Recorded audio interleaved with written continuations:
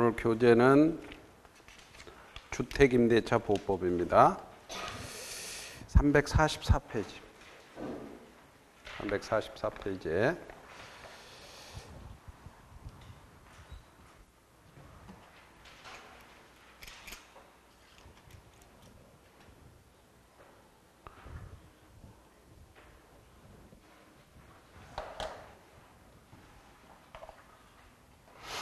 자, 봅시다. 임대차인데 주택임대차 보호법, 주임법. 자, 주임법을 하고 상가임대차 보호법, 상임법을 할 겁니다. 상가임대차 보호법. 그 다음에 가등기, 담보 등에 관한 법률, 가담법. 그 다음에 실명법, 이 네 가지 법을 하고, 요 이제 집합건물법은 조문이 거의 나열됐기 때문에 나중에 5, 6월 달에 한번 정리하면 됩니다. 그래서 오늘은 이렇게 주임법, 상임법, 가담법, 실명법 이렇게 네 가지 법을 하겠습니다. 그럼 이제 주택임대차 보호법은 크게 우리가 임대차다. 민법입니다. 임대차인데 민법은 채권이죠. 민법은 채권입니다. 근데 이게 채권이니까 둘만의 약속이단 말이에요. 둘만의 약속이니까 제3자에게 효력이 미치지 않습니다. 근데 이게 주택이다. 이게 주택이다. 주택을 임대차했다. 갑이라는 사람이 그한테 임대차 계약을 하고 3년을 계약했다 합시다. 그런데 임대차했다. 그럼 둘만의 약속이니까 1년 지나서 집이 팔려버립니다. 집이 팔려버리면 새로운 신소유자, 양수인이 나가라. 그러면 못 나간다. 버틸 수가 없어요. 왜냐하면 둘만의 약속이기 때문에 병한테는 약속하지 않았죠. 그래서 병한테 집을 팔아버리면 을이라는 사람, 임차인은 이제 나가야 된단 말이에요. 그래서 그런데 우리 민법의 임대차에 621조라는 조문에서 반대특이하게 없는 한 등기해 놓으면 제3자에 대항할 수 있죠.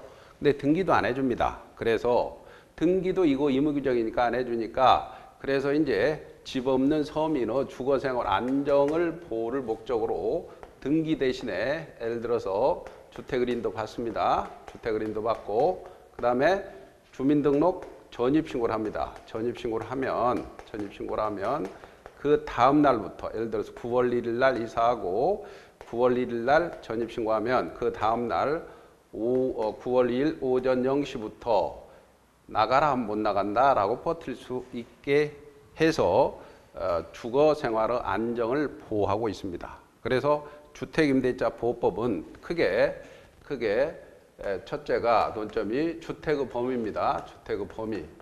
주택의 범위. 그 다음에 두 번째가 존속기간을 보장해 줍니다. 존속기간을 보장해 주고 존속기간을 보장해 줘 3년 보장을 해 준다 이거죠. 예를 들어서 약정에 따라서 약정이 없으면 최단기 2년 보장해 줍니다. 그 다음에 세 번째가 대항력 보장입니다. 대항력을 보장하고 있습니다. 대항력 보장. 네 번째가 보증금 회수를 보장하고 있습니다. 보증금 회수를 보장하고 있다. 이렇게 크게 주택의 범위라든가 존속기간 보장이라든가 대항력 보장, 보증금 회수를 보장해 주면 주거생활 안정이 보호가 되겠죠. 그래서 여기에 존속기간은 최단기 2년을 보장해 줍니다. 2년을.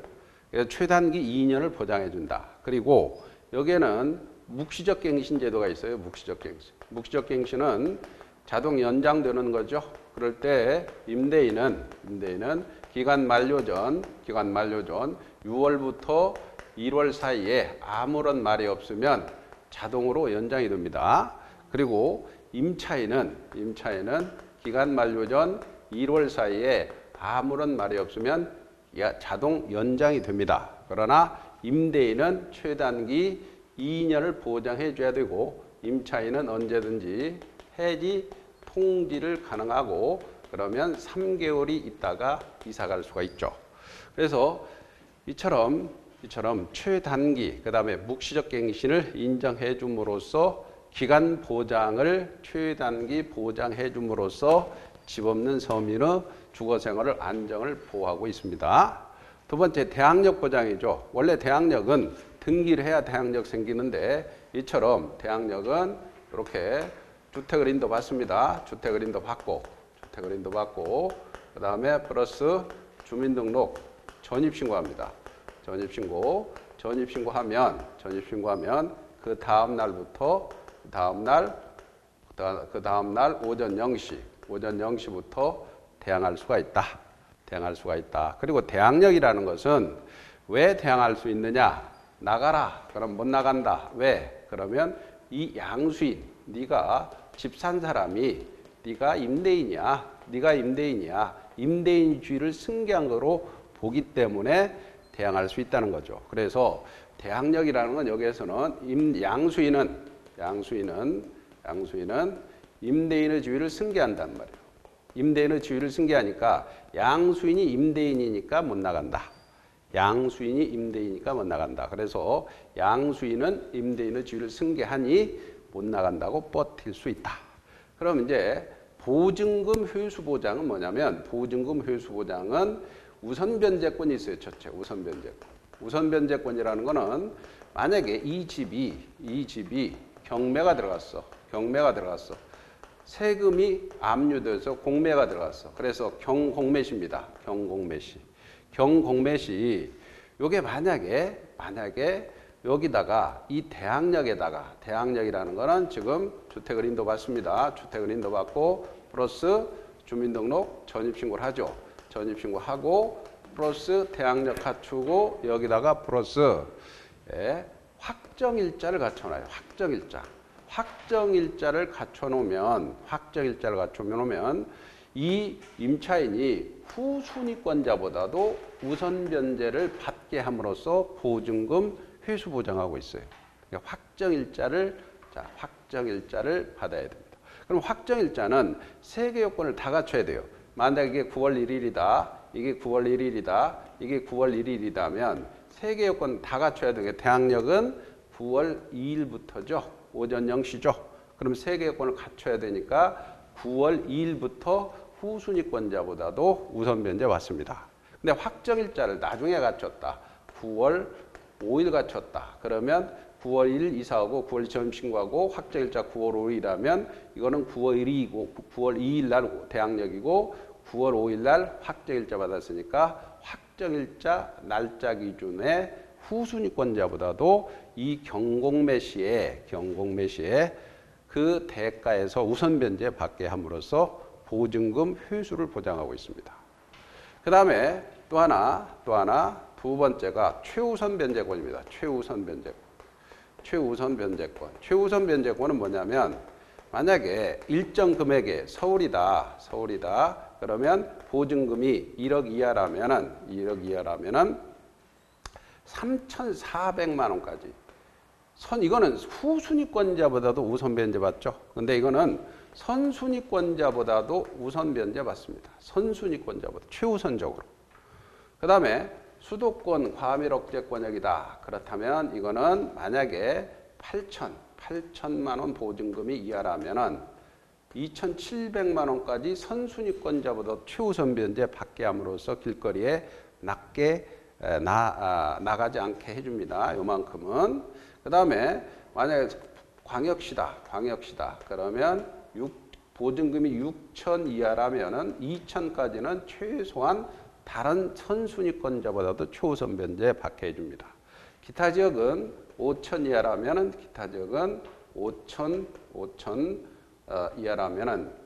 5천 이하라면은 1,700까지. 그래서 이 부분은 선순위권자보다도 최우선 변제를 해줍니다. 보증금은 일정액의 보호죠. 이 최우선 변제 요건은 뭐냐면 대항 요건만 갖추면 됩니다. 그래서 누가 경매 신청 등기 전까지 대항 요건만 갖추면 확정일자는 갖춰도 되고 안 갖춰도 됩니다. 그래서 이 등기 신청 전에 경매 등기 신청 전에 주택을 인도받고 전입신고했다면 이 금액에 대해서는 최선순위로 보장해 준다는 거예요. 이렇게 함으로써 지금 임차인을 보장하는 거예요. 그럼 여기 이제 이게 핵심 내용이고 여기 이제 판례가 많이 들어가죠. 판례인데 여기 이제 전입 신고에 대한 판례가 많습니다. 그리고 확정일자에 대한 판례가 많고 그 다음에 최우선 변제권이 되느냐 안 되느냐 여기도 판례가 많습니다. 그 다음에 전입 신고 여기 판례 많죠. 판례 많고 주택이냐 아니냐 여기서도 이제 판례가 있죠. 이렇게 요거를 구체적으로 살펴보는 겁니다. 그 다음에 하나 마지막에 여기에 보증금 효율수 보장에서 세 번째가 이제 임대차가 끝났는데 보증금 안 준단 말이에요. 보증금 안 주면 임차인은 이사 가버리면 요게 깨지죠. 대항력이 깨지죠.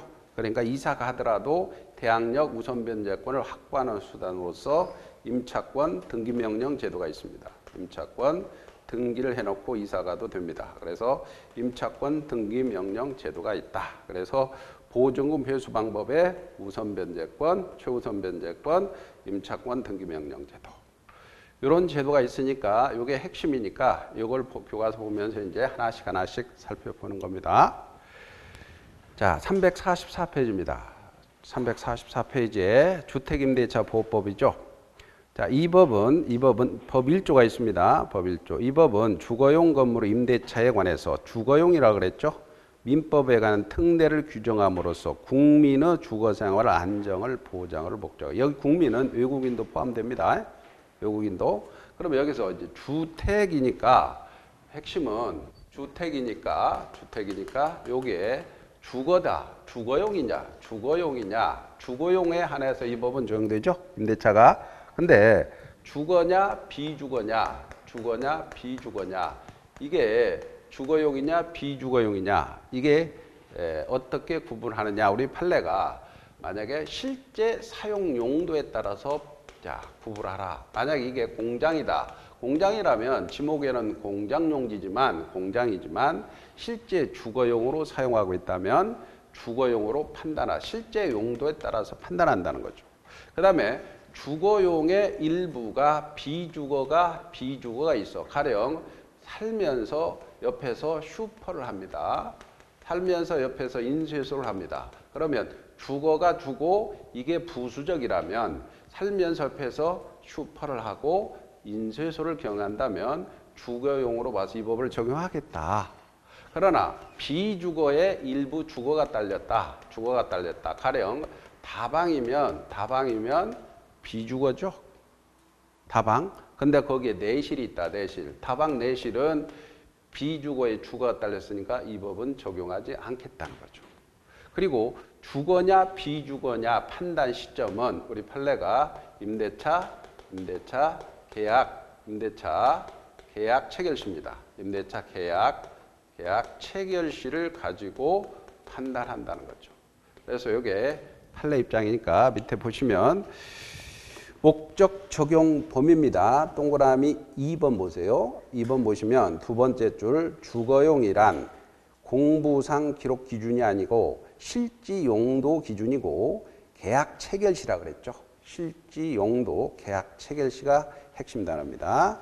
그 임대차 계약을 체결한 경우 그 건물이 또 미등기든 무허가 건물이든 본법은 적용합니다. 이게 주거용이만 하면 요 주택이 등기가 됐든 미등기든 무허가 건물이든 아무 상관없다는 거예요.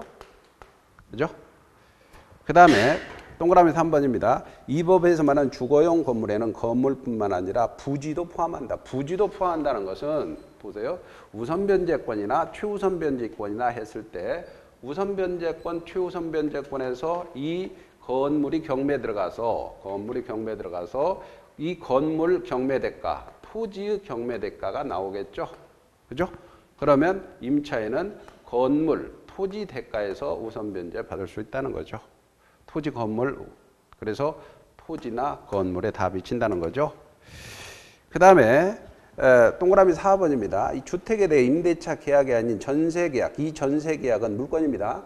전세계약을 체결했는데 등기를 하지 않는 미등기 전세, 즉 채권적 전세에도 이 법은 적용됩니다. 원래는 임대차는 채권인데 전세권 전세권 설정 계약을 하고 원래 등기까지 해야 되잖아요.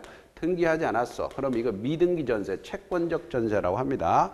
이게 주택이다. 이게 주택이라면 이 전세 설정 계약을 주택 임대차 계약으로 보고 전세금이 있죠. 이 전세금을 보증금으로 봐서 이 법을 적용해야겠다는 겁니다. 그 다음에 거기에 6번 보세요. 6번 보면 이 법은 일시사용 임대차다. 적용하지 않겠죠. 여관, 호텔, 모텔 이런 것들을 일시사용 임대차는 적용되지 않습니다. 오른쪽에 이 법인. 자, 법인은 옆에다 이렇게 쓰세요. 법인은 원칙적으로 적용 안 돼요. 원칙이 적용이 안 돼요. 원칙이 적용이 안 된다. 적용이 안 된데 예외적으로 적용된다. 예외적으로 적용되는 법인이 LH공사, 토지주택공사라든가 지방공사, 그 다음에 중소기업법인입니다. 중소기업법인의 경우는 예외적으로 적용된다. 예외적으로 적용된다.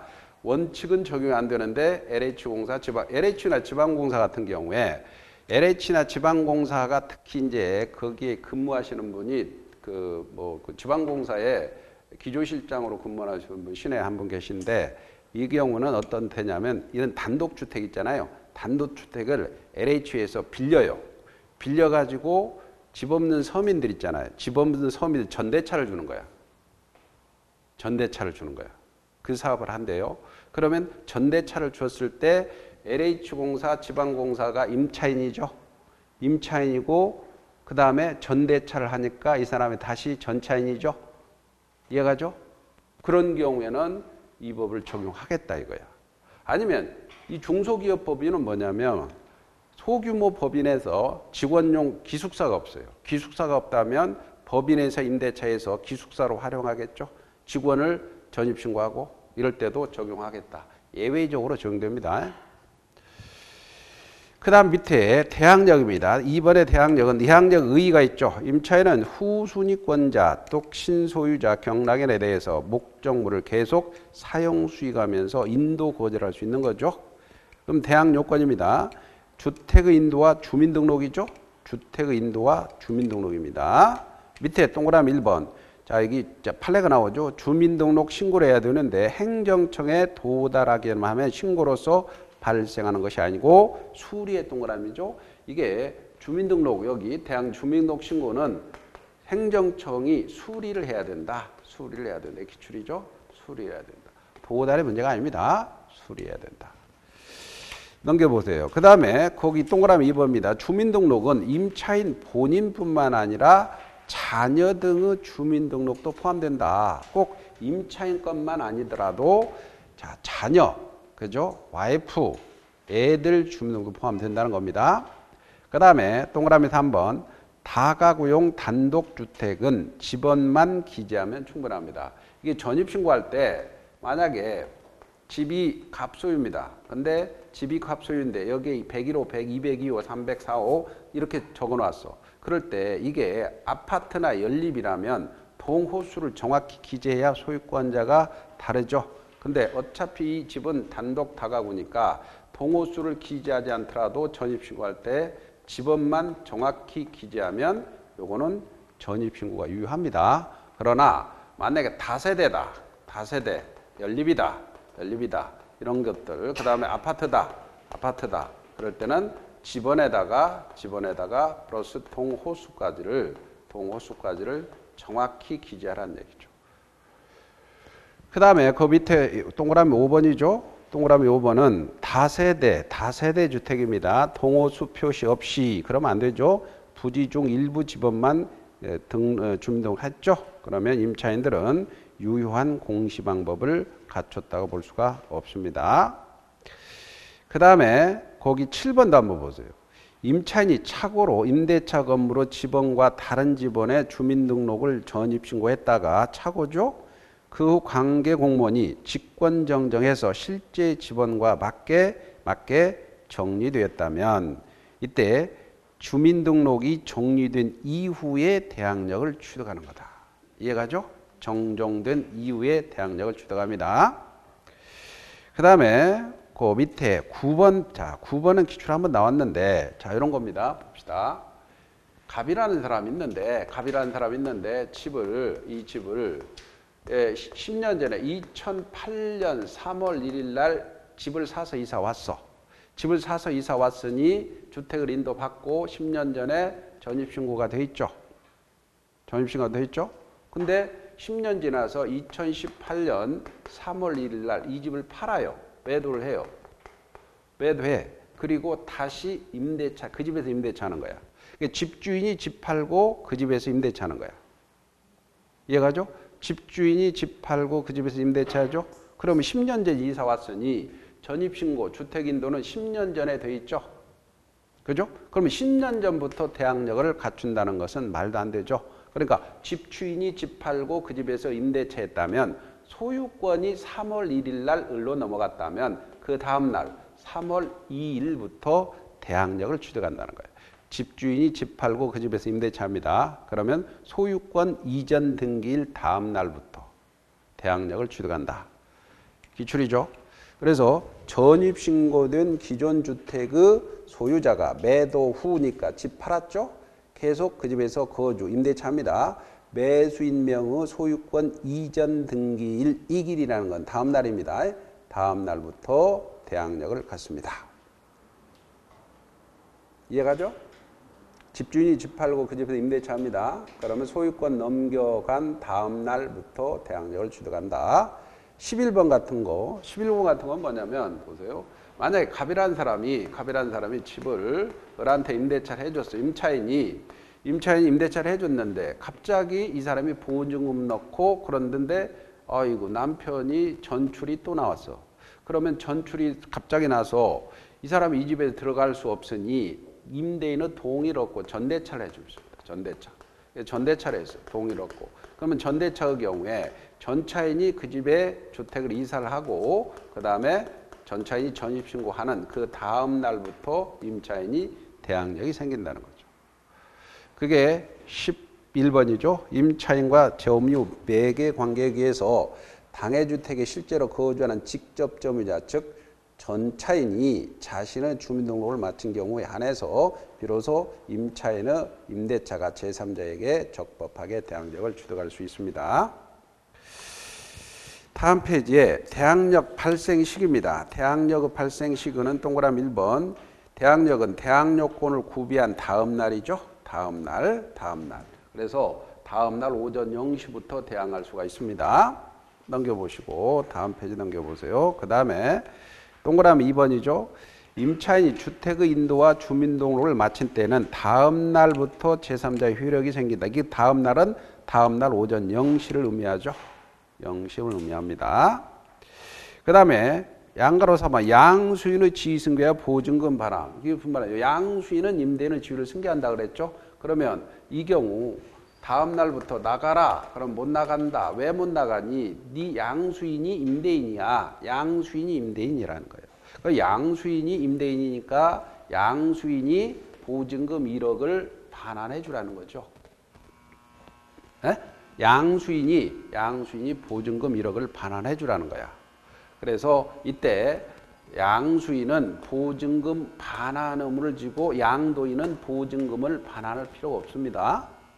이때 그런데 이게 이제 원칙이지만 예외적으로 이 을이 병이 아는데 이 사람은 질이 안 좋아서 1억을 받을 수가 없다면 만약에 갑이 집을 팔았다는 사실을 알고 상당 기간 내에 야, 집 팔았다며 라고 이의제기하란 말이에요. 이의제기하면 상당계 이의제기해서 나 1억 주라 라고 한다면 이 갑의 보증금 반환 채무는 소멸하지 않는다는 게 판례 입장입니다. 그래서 거기 양수인의 지위승계와 보증금 반환 의무죠. 동그라미 1번입니다. 주택 임차의 제3자의 대항력을 갖춘 후 임차주택의 소유권이 양도돼서 양수인이 임대인 지위를 승계하죠. 그러면 보증금 반환 채무도 부동산 소유자의 결합에서 일체로서 이전하는 것이므로 양도인의 임대인에 대한 지위나 보증금 반환 채무는 소멸하죠. 양수인이 보증금 반환을 해야 됩니다. 근데 동그라미 2번 보세요. 이 대항력 있는 임대차에 있어서 기간 만료나 당사자 합의 등으로 임대차 종료된 경우에도 임차인이 지위를 승계하지 원하지 않아. 지금 양수인이 질이 안 좋죠? 승계를 원하지 않아.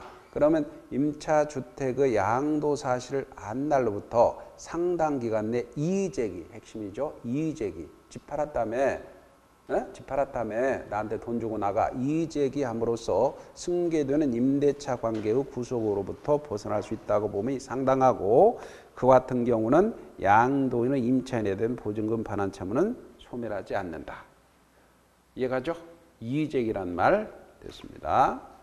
그 다음에 동그라미 4번 보세요. 기출인데 토지의 대지만 경락받은 사람은 양수인이라고 볼 수 없다. 여기에 양수인이라는 사람은 양수인은 건물을 산 사람이죠. 근데 토지만 경락받은 사람은 양수인이 아니란 얘기죠. 건물을 사야죠. 토지만 경락받은 사람은 양수인이 아닙니다. 보기 체크해 두시고, 그 다음 밑에 판례가 작년 기출이란 말이에요. 밑에 판례가 작년 기출인데, 자 봅시다. 갑이라는 사람이 이렇게, 그러면 건물이 있습니다. 그런데 이 사람이 7월 1일 날 을입니다. 이 사람이 저당권 설정했어요. 그 다음에 8월 1일 날 병이라는 사람이 주택을 인도받고 지금 전입신고를 했어요. 그 다음에 9월 1일 날 이 사람이 후순위 저당권자 이렇게. 그래서 7월 1일 날 1순위 저당권자, 8월 1일 이게 임차인이단 말이에요. 이게 임차인이단 말이에요. 그럴 경우에 이 후순위 저당권자가 경매 청구합니다. 이 사람이 경매 청구하니까 무라는 사람이 경락을 받았어요. 그럴 때 경락받은 사람이 너 나가라 라고 하면은 못 나간다 라고 버틴다면은 이 사람은 양수인이죠. 양수인이 된다면 못 나가라. 그럼 못 나간다 라고 버텨야만 양수인이죠. 그죠? 그렇잖아. 나가라고 못 나간다 라고 버텨야 양수인이죠. 근데 이 경우는, 자, 이 경우 나가라 그럼 못 나간다 버틸 수 있어요? 없어. 왜? 우리가 저당권에서 누가 경매 청구하든 최선순위 저당권 요 놈이 말소 기준 권리라고 그랬죠? 요 놈이 말소 기준 권리니 요 밑에는 다 삭제된다 그랬죠? 네? 삭제되죠?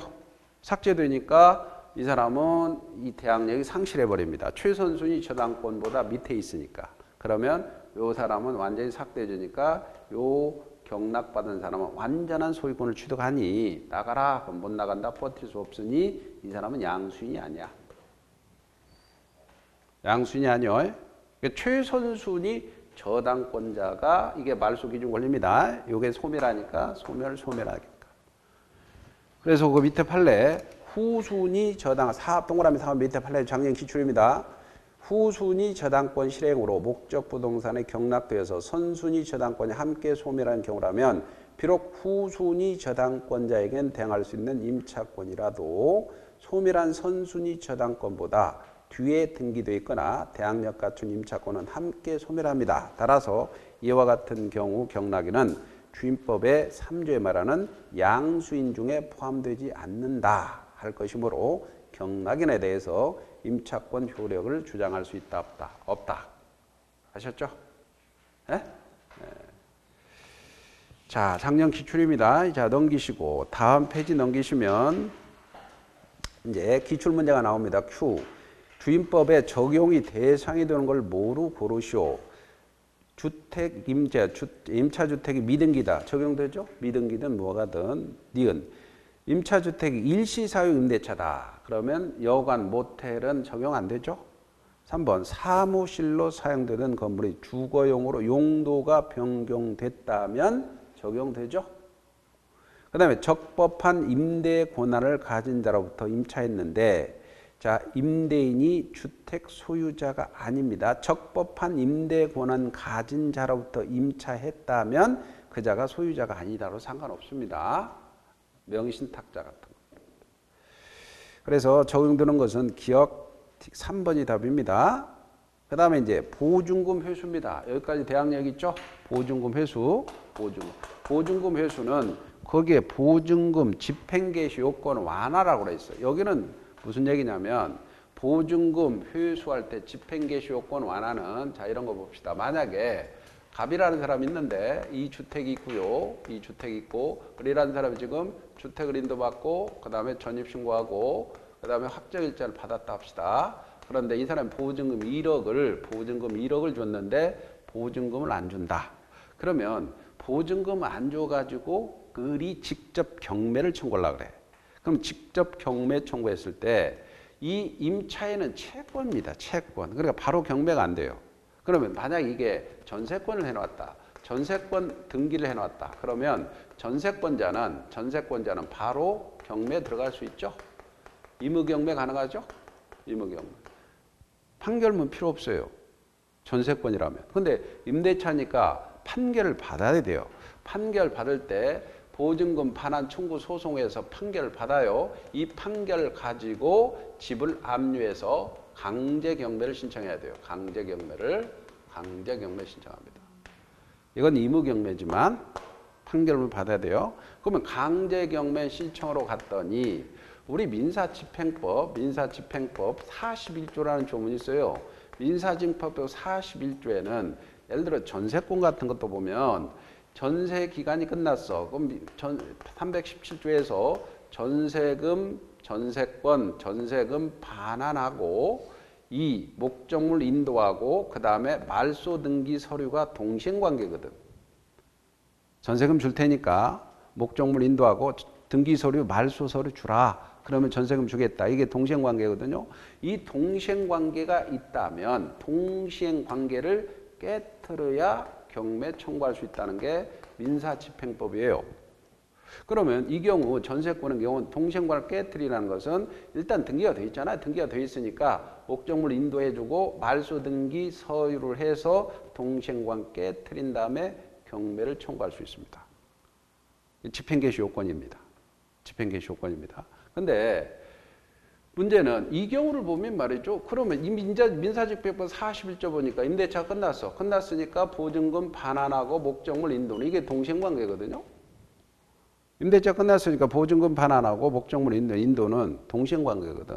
그럼 동시행관계를 깨트려야 경매 청구할 수 있다는 41조에 그대로 적용된다면 어떻게 됩니까? 목적물 인도해주고 나서 경매 청구해야 되죠. 그럼 목적물 인도하고 경매 청구하고 나중에 배당을 요구한다면 이때 이 대항 요건과 요 요건들이 확정일자 요건들이 사실은 배당 요구 종기 시까지 존속하고 있어야 되거든. 그러면 배당 요구할 때니까 자 당신 집에 전입신고 갖고 인도 받고 있습니까? 그러면 다 인도해 줘 버렸잖아. 인도해 줬으니까 배당을 안 해줍니다. 법원에서. 그래서 이제 논리 모순이 있으니까 그래서 법이 개정돼서 이 민사집행법 41조에도 불구하고 집행개시 요건이 아니다. 집행개시 요건이 아니다라는 것은 인도해주지 않고 바로 경매 청구할 수 있다. 집 비우지 않고 경매 청구할 수 있다라고 나옵니다. 그게 지금 집행개시 요건 완화라는 제목입니다. 동그라미 1번에 주택 임차인이 확정 판결에 의해서 경매 신청합니다. 반대 의무 이행이나 이행 제공, 즉 집 비우지 않고 경매 신청할 수 있어요. 그래서 집행개시 요건으로 하지 아니한다. 집행개시 요건이다. 그럼 틀려버립니다. 다른 말로는 집 비우지 않고 경매 청구할 수 있다. 집 비우지 않고 경매 청구할 수 있다. 집 비우지 않고 경매. 그 집에 살면서 경매 청구할 수 있다는 거예요. 판결을 받아가지고. 아셨죠? 다만 나중에 동그라미 다만 임차인이 우선 변제 보증금을 이제 받을 때 인도를 해줘야 되겠죠. 보증금 받을 때. 우선 변제권입니다. 우선 변제권은 거기 동그라미 1번 보세요. 우선 변제권이란 임차인의 보증금 전액에 대해서 경공매시입니다. 경공매 밑줄입니다. 이거를 시험 문제는 매매시 그러면 틀려버립니다. 경매나 공매시인데 이걸 매매시 그러면 틀려요. 매매시 그러면 틀립니다. 매매시. 경공매시 후순위 권리자 기타 채권자보다도 우선해서 변제받을 권리를 의미하며 임차인이 대항요건과 확정일자를 갖춰야 효력이 발생합니다. 다만 대항요건과 확정일자를 같은 날 갖췄어요. 그러면 대항요건은 다음날 기준이죠. 그죠?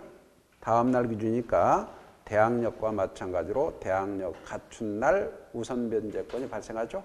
무슨 말이냐면 이거죠. 이게 세 개의 요건을 다 갖춰야 되니까 9월 1일 날, 9월 1일 날, 9월 1일에 있다면 9월 2일부터 대항력이 있으니까 다음 날 기준으로 우선 변제권이 발생한다는 거죠. 확정일자를 나중에 가졌다면 확정일자 기준입니다. 세 개의 요건을 다 갖춰야 되니까. 그 다음에 기억 보세요. 이제 확정일자에 대한 판례입니다. 확정일자에 대한 판례인데 뭐냐면 원래는 이 확정일자는 계약서에다가 계약서 원본에다가 도장을 받는 거죠.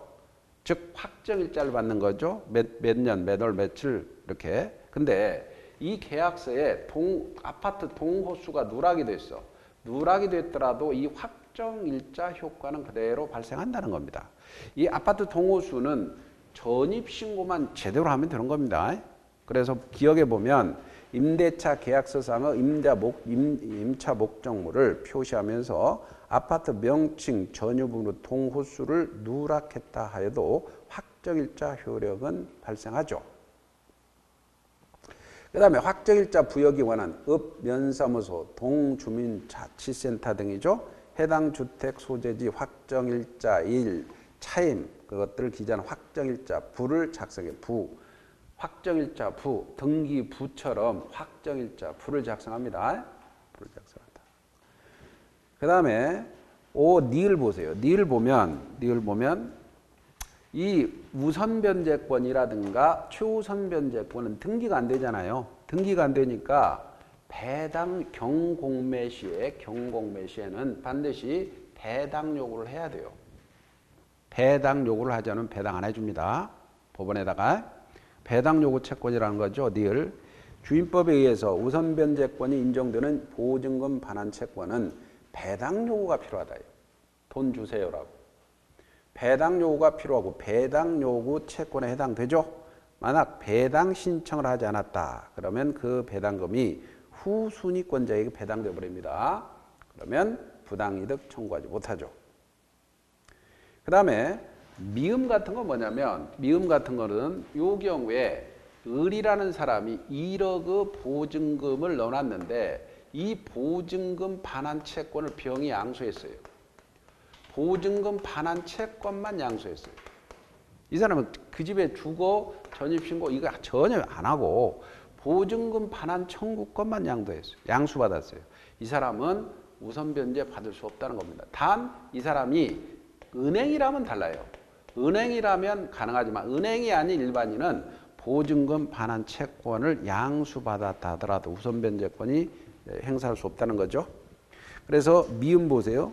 보증금 반환 채권만 양수한 채권자는 그 경매 절차에서 우선변제권 지위에서 배당 요구를 할 수 없죠. 단 은행은 제외입니다. 금융권은 가능합니다. 그 다음에 다음 페이지 보시면 시옷 보십시다. 시옷. 지금 아까 이게 우선변제권의 경우죠. 우선변제권의 경우에 지금 대지의 자, 요렇게 토지가 있고 건물이 있다 합시다. 이렇게. 그러면 여기에 임대차 계약 체결 당시에 주택을 인도받고 전입신고하고 확정일자를 갖췄어요. 그러면 요 임대차 계약 체결 당시에 이 토지에 대해서도 이 토지 대금과 건물 대금에서도 우선변제를 받을 수 있거든요. 우선변제 받을 수 있어요. 대지도 포함하니까. 그럴 때 임대차 계약 체결 당시에 만약에 토지가 있었다면 이 토지가 달라졌어요. 소유자가 달라졌어. 토지만 팔았어. 그리고 이 토지가 경매에 들어가서 경매 대금에서도 우선변제를 받을 수 있다는 겁니다. 대지에 대해서도. 그래서 거기 임대차 계약 성립 시 임대인의 소유였던 대지가 타인에게 양도되어 임차주택과 대지의 소유자가 달라졌어요. 임차인은 대지의 환가, 즉 경공매 대금에서 우선변제권을 행사할 수가 있다는 거죠. 이해가죠? 네. 그 다음에 이제 양가로 3번 보증금의 일정액의 보호라고 돼 있어. 보증금의 일정액의 보호. 보증금의 일정액의 보호라는 건 여기입니다. 보증금 일정액의 보호는 최우선 변제권입니다. 최우선 변제권. 최우선 변제권은 대항 요건만 갖추면 됩니다. 그리고 경매 신청 등기 전까지 대항 요건만 갖추면 요 금액에 대해서는 여기는 후순위권자보다도 우선 변제 받지만 선순위권자보다도 최우선적으로 배당을 해줍니다. 요게 보증금 중 일정액의 보호죠. 거기는 자 동그라미 1번 소액 보증금 우선 변제권을 한 주택 경공매 시 주택의 경공매 시 이 주택 밑에다가 대지도 포함합니다. 대지나 주택의 경공매 시 임차인이 보증금 중 일정액 아까 3,400 뭐 이런 금액 있죠. 다른 담보, 이 다른 담보는 선순위 담보권자보다도 먼저 우선 변제 받을 권리가 있죠. 이 경우 임차인은 주택에 대한 경매 신청 등기 전입니다. 경매 등기 신청 전에 대항 요건만 갖추면 됩니다. 대항 요건만. 확정일자는 요건이 아니죠. 그리고 이것도 배당 요구를 해야 됩니다. 배당 요구를 해야 된다. 그 박스 안에 이 금액이 있어요. 이 금액. 그거는 참조로 이 금액은 잘 안 나오니까 수도권 과밀업 수도권이다 3,400 수도권 서울이다 3,400 수도권 과밀업체권이다 2,700 광역시 2,000 지금 대구 광역시 2천만 원이죠. 5천이 6천이 초과하면 안 됩니다. 이해해야 돼요. 그 다음에 동그라미 2번도 기출이죠. 점포 및 사무실로 사용된 건물의 근저당이 설정됐어요. 그리고 그 건물이 주거용으로 용도 변경됐어요. 그러면 용도 변경됐으니까 그 뒤에 임차했죠. 그럼 임차 계약 체결 시에는 주거용이죠. 그죠? 그러면 임차인도 특별한 사정이 없는 한 8조 즉 최우선 변제권 일정액을 근저당권자보다도 먼저 우선 변제 받을 권리가 있죠. 먼저 저당권 설정하고 나중에 주거용으로 개조되더라도 그 계약 체결 시에 적용되니까 선순위 근저당권자보다도 요 최우선 변제 받을 수 있다는 거죠. 그 다음에 넘겨보세요. 나머지 판례인데 그 다음에 4번 같은 건요. 4번 같은 거는 5번과 서로 비교를 해야 돼요. 4번과 5번은 5번은 아까 했습니다. 5번부터 보세요. 기출인데 주택 임대차 성립 당시에 임대인 소유였던 대지가 타인에게 양도되어서 주택과 대지 소유자가 달라진 경우라도 대지 환가 대금에서는 최우선 변제 받을 수 있다. 아까 이거죠. 그래서 임대차 계약 체결 당시에 임대인 소유였어. 대지가. 그렇다면 대지가 소유자가 달라지더라도 최우선 변제 받을 수 있는데 근데 이런 건 안 된다는 거예요. 갑이라는 사람이 있는데 토지가 있는데 이 나대지에다가 을한테 저당권 설정했어요. 저당권 설정한 이후에 임대인이 건물을 신축한 거야. 건물을 신축해서 거기에 병이 임대차에서 주택인도받고 전입신고하고 확정일자를 갖췄다. 그렇다면 요 경매가 토지 경매가 들어갔을 때 요 토지 경매 대가에서는 최우선 변제나 우선 변제는 안 된다는 거죠. 왜냐하면 저당권 설정한 이후에 건물을 나중에 신축했죠. 무슨 말인지 알죠? 그래서 여기 4번 소액보증금 중 우선변제권은 대지의 저당권 설정 당시에 이미 지상건물이 존재한 경우만 적용되는 것이고 대지의 저당권 설정한 후 지상건물이 신축된 경우에는 소액임차인에게 그 저당권 대지의 저당권 실행으로 환가대금에서 최우선 변제 받을 수 있다 없다? 없습니다. 여기까지 아시겠죠? 자, 여기까지 하고요. 잠시 쉬었다가 볼 겁니다.